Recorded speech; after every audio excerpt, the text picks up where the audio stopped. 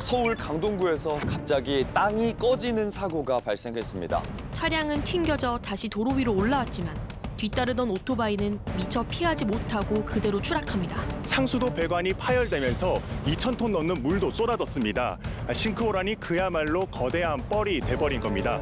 30대 오토바이 운전자가 심정지 상태로 발견됐습니다. 현장을 찾은 유족들은 청천벽력 같은 소식에 우리 아기 내가 깨워야 하는데 라고 하며 주저앉아 오열하기도 했습니다. 또 경찰은 인근에서 진행되고 있는 지하철 9호선 연장 공사와 이번 싱크홀이 관련이 있는지도 들여다보고 있습니다. 그래서 사실 이제 많은 분들이 이 부분에 대해서 이제 얘기들을 많이 하더라고요. 어떠세요? 근데 저는 이런 문제는 심각해요. 길 가다가 멀쩡하게 땅이 쑥 꺼져버리면 그 속수무책이잖아요. 그게 무슨 죄가 있습니까? 진짜 공포죠, 그건 진짜. 예. 그러니까 서울시가 아마 옛날에 이런 사건이 좀 나서 옛날에도 설전할 때 싱크홀 다뤘던 기억이 네, 나거든요. 맞아요. 예. 확인이 됐다는 거 아니에요. 이게 문제가 있다는 걸 했는데 제대로 조치를 안 한 거니까 더더욱 인정인 거죠. 그 이후에 서울시가 무슨 지도도 만들고 위험 지도인가요? 뭐 이런 것도 만들고도 막 한다 그랬는데 그걸 이제 일반인들이나 좀 전문가들이 못 보게 하는 거예요. 비공개로 해서 이제 논란이 됐는데. 예, 예. 그거는 이제 그 예민할 수는 있죠. 사실은 그쵸. 그게 공개되면 그 지역에 사는 주민들은 맞아요. 당장 부동산이나 여러 가지 맞아요. 영향을 줄 수는 있는데 그럼에도 불구하고 이게 생명과 안전에 관한 문제이기 때문에 비공개로 묵혀야 될 일인가 저는 고민스럽거든요. 뭔가 해법을 찾아야 된다고 봅니다. 네. 저도 뭐 위험 지도를 함부로 공개하는 것은 정말 굉장히 문제가 될 수가 있으니까 그건 좀 신중해야 되는데 사실 이번에 그 사고 난 지역이 그 저희 아이가 다니던 학교 바로 앞입니다. 그러니까 바로 뒤에 학교가 있거든요. 그래서 이런 상황이 생기는 건 정말 끔찍한 일이거든요. 네. 그게 한 신문이 특종한 거 보니까 지하철 공사 관계자가 그 지하철 서울시에다 민원을 넣었어요. 이거 붕괴 오류가 있다. 작년하고 금년에 두 차례나 민원을 넣었는데 그런데 4년 전 전문가들이 집안이 내려앉을 위험이 있다며 이 지하철 공사에 대해 우려의 뜻을 밝혔던 걸로 파악됐습니다. 이 공사 현장 바로 옆에는 올해 초 개통된 서울-세종고속도로 지하터널이 지나갑니다.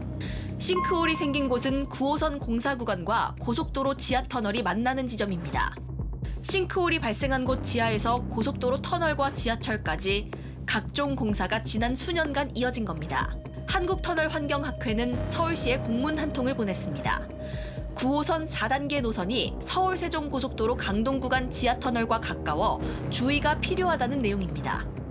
4단계 노선은 어제 싱크홀이 발생한 바로 그 지점입니다. 서울시는 확인해보니 문제없다더라 이렇게 지나가 버렸잖아요. 대개 이럴 경우에는 민원 제기를 무게 있게 안 들었냐는 비판을 피하기는 어렵고 게다가 현장에 가본 사람들 얘기는 그라우팅 공사라고 하던데 땅이 좀 이렇게 물렁물렁한 땅은 되게 왜 이렇게 뚫어가지고 뭐 이렇게 세멘트 같은 거 넣어가지고 단단하게 만들잖아요. 그게 제대로 안 됐다. 그라우팅 했다는 흔적이 별로 안 남아있다는 거예요.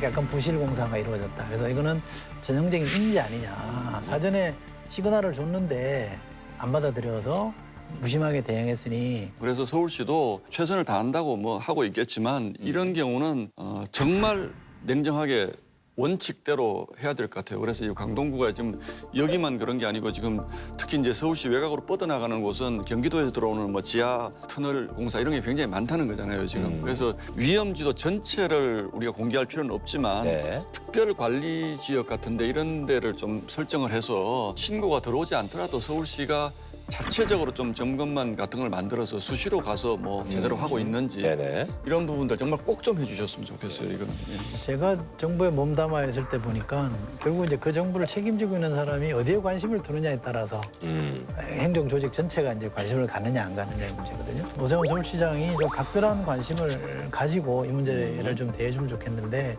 다른 문제 때문에 좀 스트레스를 많이 받고 있겠지만 여기에 뭔가 좀 집중하면 좋겠다는 생각이 들고요. 그래서 저는 뭐 오세훈 시장님이 안전이나 이런 부분에 이렇게 무신경한 분은 아니에요. 실제로 얘기해 보면 공사 같은 것도 그런 위험도 이런 거 굉장히 신경 많이 쓰긴 하는데 결과적으로 사고가 나고 있으니까 이 부분은 TF 같은 걸 구성해서 상시로 점검해서 큰 사고 안 나게 좀 예방해야 되지 싶습니다. 네, 아까도 말씀하신 것처럼 이제 연평균 한 198건 정도가 이제 싱크홀 사고가 나는데 전문 장비가 9대밖에 없고 전문 인력이 12명이라니까 진짜 턱없이 부족한 거예요. 그러니까 선진국과 선진국 반열에 들어가지 못한 나라들의 차이를 보면 우리가 이제 경제적으로는 부유해졌지만 뭔가가 터지지 않으면 안 한다는 거예요. 이런 부분들은 이제는 우리가 비용이 좀 들고 네네네. 하더라도 터지기 전에 막을 수 있는 시스템 같은 거를 이제 갖춰야죠. 좀 정쟁 같은 거 좀 줄이고 이런 거에는 좀 합의해서 여야가 네네. 해야 될 것 같습니다. 안전한 나라가 인류 국가예요. 그렇죠. 그럼 안전한 나라가 일등. 네네. 사고 나지 말아야죠. 자, 그럼 말이죠. 여기서 이제 한 줄 평 좀 부탁드리겠습니다. 제가 먼저 할까요? 네. 헌법 34조 6항에 이런 게 있습니다. 국가는 재해를 예방하고 그 위험으로부터 국민을 보호하기 위하여 노력해야 된다라는 게 34조 6항이에요. 1항은 뭐가 돼 있냐면 모든 국민은 인간다운 생활을 할 권리를 가진다. 줄이면 인생권이 있잖아요. 국가는 국민의 인생권을 책임져야 됩니다. 예, 저는 뭐 고차원적인 말씀을 해주셨으니까 이번 산불 보면서 그 이 산불뿐만 아니고 우리 사회가 이제는 처음부터 다시 좀 되짚어보자는 뜻에서 꺼진 불도 다시 보자. 네네네.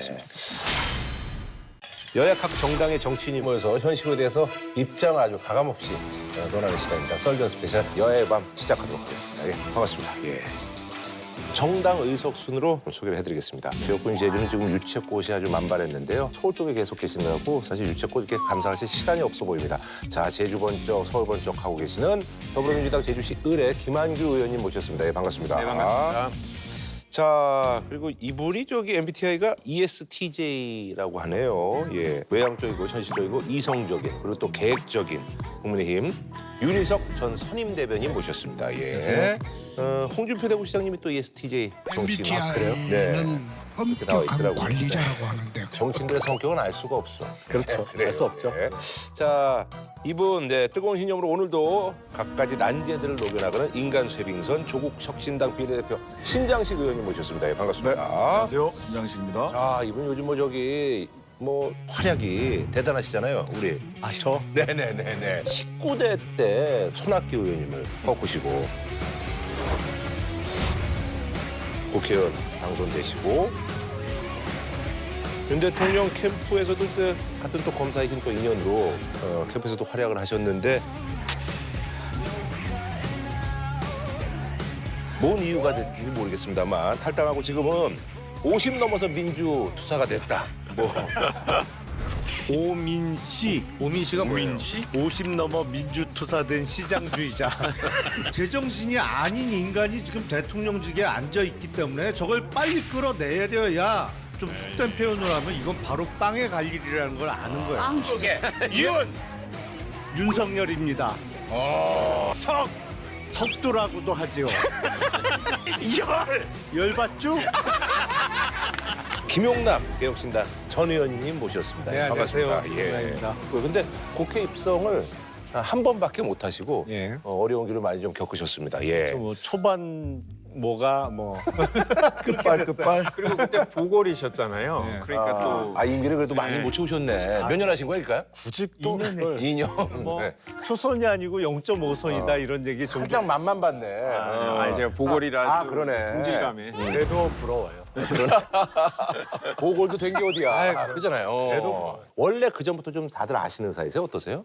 뭐 인연들이 좀 있으신가? 알죠. 예, 뭐 많이 봤고 방송도 많이 했고 지금도 김한규 의원님하고는 하고 있고 편안하신 거 보면은 사실 뭐 사적으로도 굉장히 친하시지만 지난 대선 캠프 때 함께 하셔서 이제 윤석열 대통령 만들기에 힘을 보태신 두 분들 아니겠습니까? 그때 이제 어떤 직책으로 이제 활동하셨던 거예요, 캠프에서? 그러니까 주로 수행 대변인을 했고 저는 캠프 안에 주로 있으면서 대변인을 했고. 근데 그 정치라는 게 언제든지 뭐 이제 생각이 다르면 과감하게 결단해서 이제 뭐 다른 길을 가기도 하고 그러는데 국민의힘 탈당하면서 뭐 이런 말씀하셨어요. 윤석열 대통령에게 국민도 속고 나도 속았다 해서 지난 12일 눈물을 훔치며 국민의힘을 탈당하고 개혁신당 합류를 선언한 김용남 전 의원. 저는 당시 윤 후보가 입버릇처럼 이야기하던 공정과 상식이 지켜질 것을 믿었습니다. 국민도 속고 저도 속았습니다.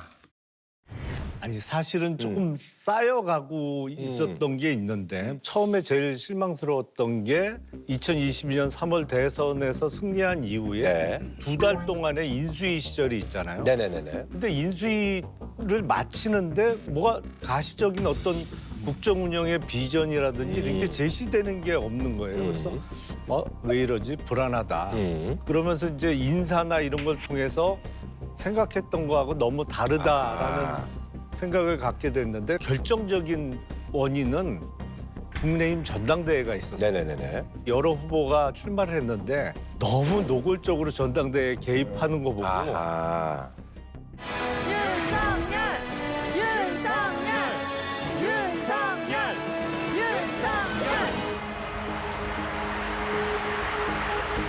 아, 이거는 기본적으로 민주주의에 대한 근본적인 개념이 없구나. 아, 그러면서 제일 많이 그때 실망을 했었죠. 아.